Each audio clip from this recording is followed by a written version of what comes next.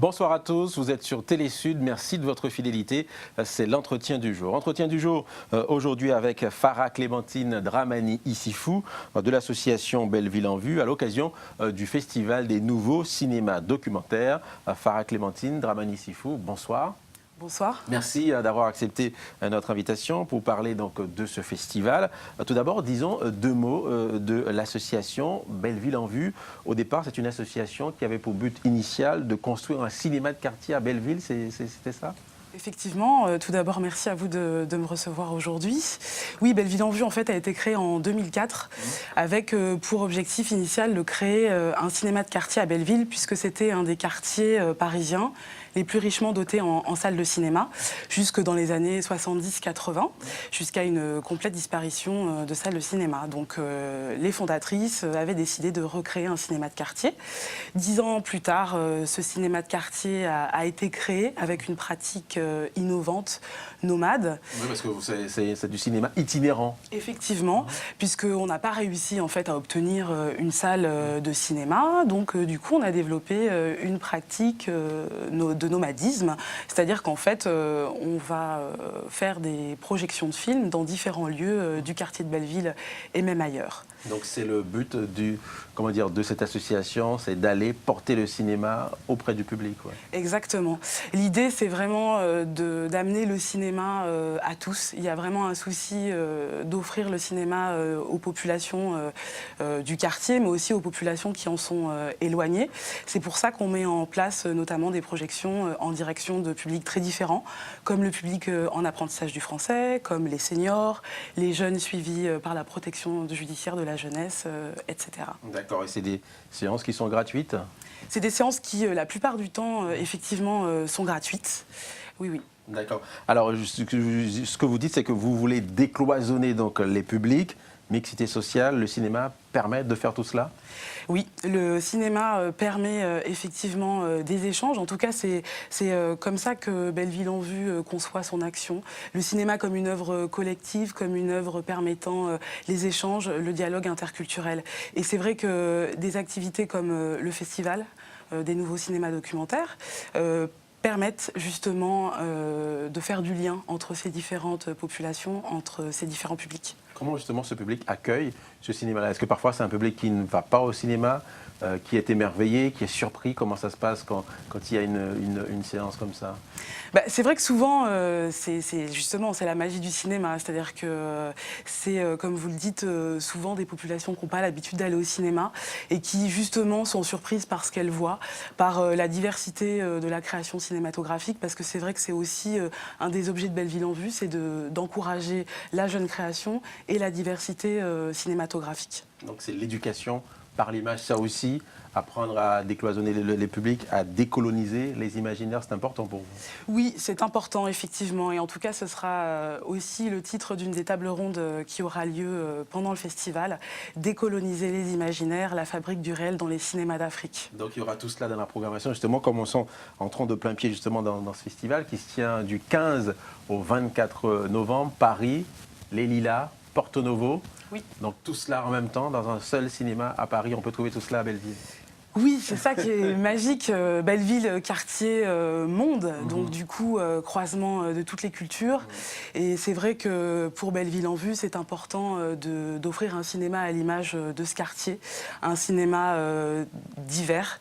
Et l'idée de ce festival, c'est de promouvoir la jeune création, d'encourager aussi les cinématographies du Sud, d'encourager les cinémas aussi innovants, de manière à pouvoir aussi encourager les talents d'ici et d'ailleurs. D'accord, tous ces films, donc quand vous parlez de nouveaux cinémas documentaires, qu'est-ce que ça a justement d'innovant dans les films que vous allez passer ? C'est des films qui ont été produits ici ou ailleurs, en Afrique ou sur d'autres continents ? Exactement, c'est les deux, des films produits ici, des films produits ailleurs. Je dirais que leur caractéristique principale, c'est qu'en fait ce sont généralement des films qui sont très peu diffusés, voire pas du tout, notamment pour ce qui concerne les films qui viennent d'Afrique. Souvent, c'est vrai qu'ils sont absents des salles de cinéma en France. La plupart du temps. Effectivement. Donc bon, du coup, là, on les propose aussi dans le cadre d'un festival, mais ça permet en tout cas une meilleure visibilité de ces cinémas-là. Et aussi, le caractère innovant qu'il y a dans ce festival, c'est qu'on s'intéresse au nouveau format, au format transmédia interactif, donc au DOC 2.0, comme on l'a appelé dans le cadre de notre festival. Alors justement, cette fabrique du réel, qu'est-ce que ça nous dit sur l'Afrique d'aujourd'hui ou sur les va-et-vient, les relations entre ici et là-bas, entre l'Afrique d'ici et l'Afrique de là-bas, tout ça, c'est des thèmes qui sont abordés. Oui, l'idée en fait de cette fabrique du réel, de cette table ronde qui sera donc animée par un chercheur spécialisé, Ibrahima Thierno Dia, spécialisé dans les cinémas d'Afrique. L'idée, c'est vraiment de comprendre comment et dans quelle mesure en fait on assiste à l'émergence d'une nouvelle génération de documentaristes sur le continent africain.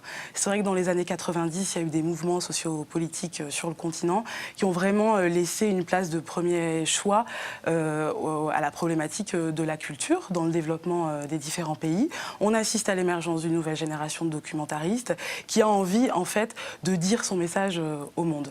Et qui sont justement ces documentaristes que vous allez programmer, ces films? Ils le sont. Qui sont-ils? D'où viennent-ils?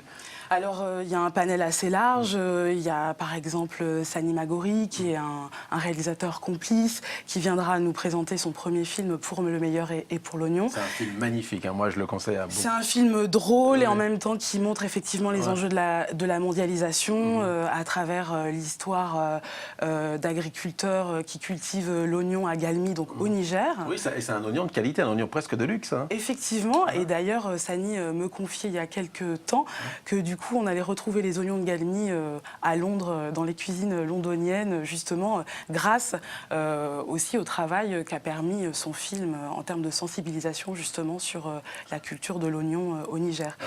Il y aura aussi des films, un film du Congo, Atalakou de Dieudo Amadi, qui a notamment eu le prix Joris Evans au dernier cinéma du réel. Il y aura Mille soleils de Mati Diop.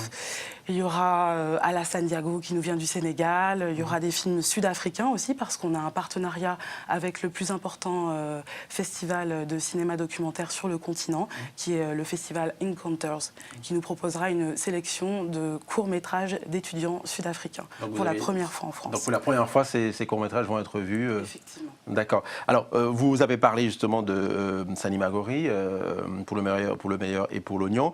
Mille soleils de Mati Diop. Donc, Mati Diop, donc raconte l'histoire en fait de Tukibuki. C'est le film de son oncle, Djibril Diop Mambéty, pardon. Exactement. En fait, ce qui est frappant en fait dans le film de Mati, c'est qu'elle nous emmène, elle nous fait voyager. C'est un voyage ensorcelant, initiatique, où en fait elle mêle son histoire personnelle, parce que donc c'est la fille du grand musicien Wassis Diop, la nièce de Djibril Diop Mambéty. On pouvait avoir meilleur ascendant. Effectivement, et en plus c'est une jeune réalisatrice de 31 ans, excusez-moi, très brillante, qui effectivement nous amène à Dakar, 40 ans après le film Tukibuki, donc de son oncle, pour justement aller à la rencontre des deux personnages principaux du film et se rendre compte qu'en fait que le destin de leur personnage s'est croisé avec leur destin individuel. Donc, que sont-ils? Alors sans trop révéler du film, moi je ne l'ai pas vu malheureusement. Que deviennent-ils? Ils vivent encore à Dakar aujourd'hui? Alors justement, dans Tukibuki, en fait, c'était l'histoire d'un jeune couple éperdument amoureux qui décide de forcer un peu le destin pour se rendre en Europe. Et finalement, à la fin, le jeune homme reste à Dakar et la jeune femme s'en va en Occident. Et en fait, c'est ce qu'on s'aperçoit 40 ans après, la réalité a dépassé la fiction. Et c'est ce qu'il y a aussi de très intéressant dans l'essai cinématographique de Mati, c'est qu'elle mélange des images du film de son oncle Tukibuki avec des images qu'elle a réalisées elle-même et qu'en fait finalement le réel et la fiction s'entremêlent à chaque instant. Et comment justement elle fait vivre, comment elle vit cet héritage justement? C'est pas trop lourd d'avoir ce père justement qui est ce musicien connu et cet oncle qui est dans le cinéma. Elle a choisi cette carrière, c'est pas trop difficile pour elle? Alors Je ne sais pas parce que je ne la connais pas et D'accord. je m'empresserai de lui poser cette question D'accord. lorsqu'elle sera moi aussi, tiens, quand je vais présente l'inviter. le 23 novembre lors de la projection de son film.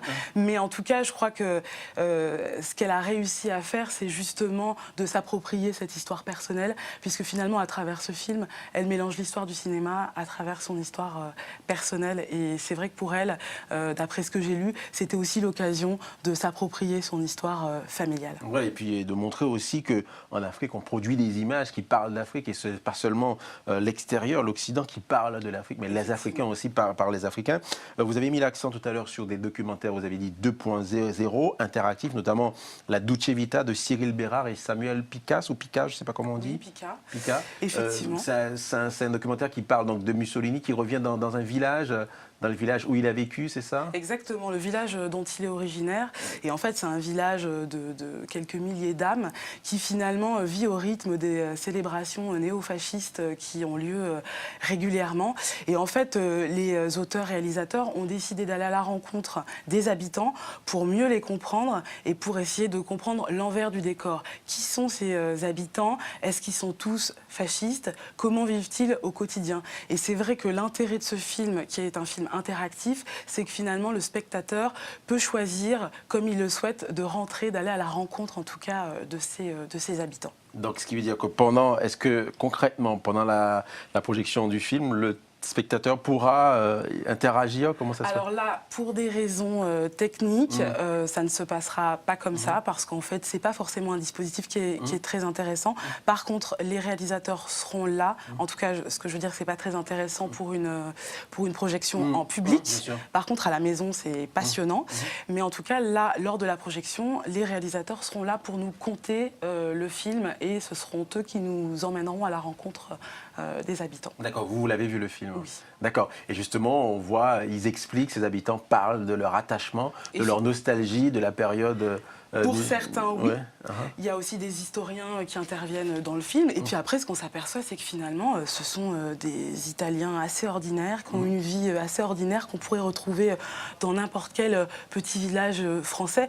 Et je pense que c'est ça qui est assez troublant et qui fait en même temps ricocher par rapport à l'actualité. Et c'est ça qui est intéressant justement dans votre festival, parce qu'on a des films d'horizons divers qui parlent de choses différentes, et à chaque fois, c'est des sujets extrêmement forts. Cette diversité-là, ça, vous aimez ça, vous? Oui, effectivement. Et c'est, je dirais, ce qui fait notre attachement au cinéma documentaire. C'est que c'est un cinéma du réel. C'est un cinéma qui parle des sociétés à travers différents prismes culturels, économiques, politiques. Donc c'est un cinéma du présent. D'accord. En tout cas, le festival a lieu du 15 au 24 novembre. Je rappelle que le parrain cette année, c'est Rabah Amer Zaïmej, donc qui est un cinéaste qui vous a fait un beau cadeau. Et la soirée inaugurale se tiendra le 6 novembre. Et pour ce festival du 15 au 24 dans plusieurs salles à Belleville. Oui, exactement. En tout cas, merci à vous. Merci. Merci d'être venu jusqu'ici pour en parler. C'est la fin de cette émission. Très belle soirée sur Télé Sud. À bientôt.